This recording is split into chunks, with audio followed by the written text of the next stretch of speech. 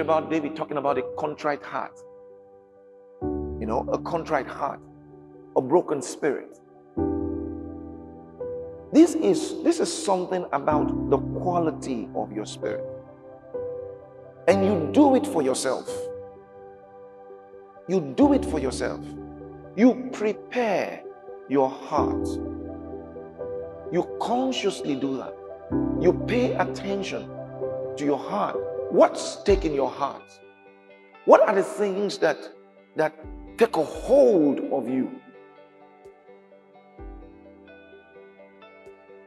You know, I've been in prayer meetings with Pastor, very small prayer meetings. You've seen him pray in the public, and sometimes you've seen him shed tears while praying in the public.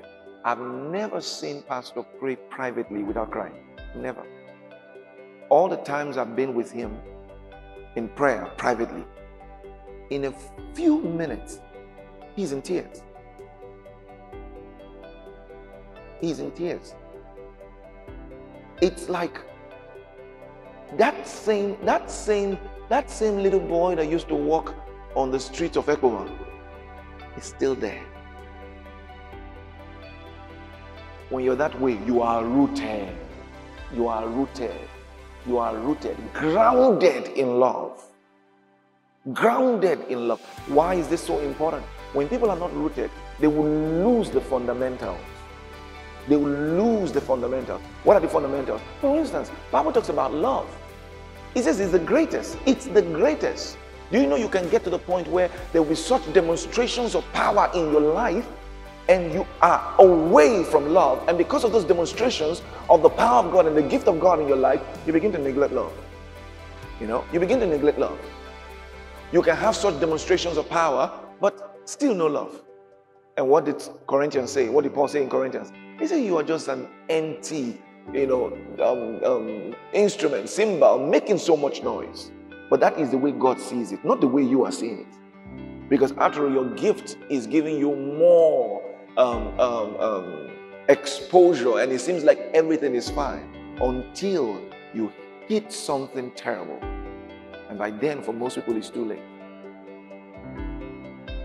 It is grounded and rooted. One of the signs of babes that Paul showed us in the scripture is they are tossed to and fro, right? By every wind of what? Of doctrine. You know, and Paul said, a double-minded man is what? Unstable in all his ways. Then he says, let him not think he can get anything from the Lord. He can't get it. So a heart that's not prepared is a heart that will not go far.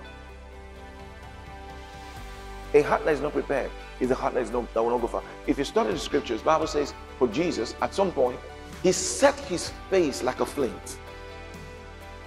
He set his face like a flint. What was the Lord doing in the Garden of Gethsemane? That prayer, what was it about? That time of anguish, what was it about? Preparing his heart. Look at his reactions as soon as he was done praying and he came out. Look at his reactions against the reactions of his disciples. Who understands what I'm saying? Look at his reactions. The same situation. One spoke words, another one brought the sword out. The same situation. One was chained and he walked nicely and just followed. Another one ran away. A prepared heart and a heart that was sleeping when it should have been prepared.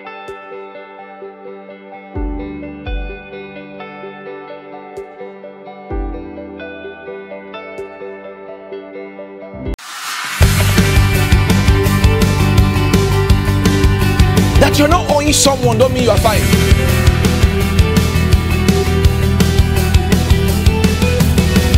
You're not owing anybody, but you can't help anybody. You can't help anybody. You can't do nothing. All your debts have been paid, but you are not living. Bible says they who receive the abundance of grace.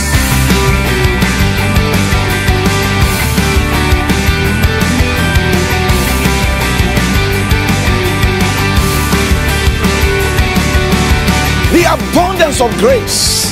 The abundance. Some receive grace. They've not come into the abundance of grace.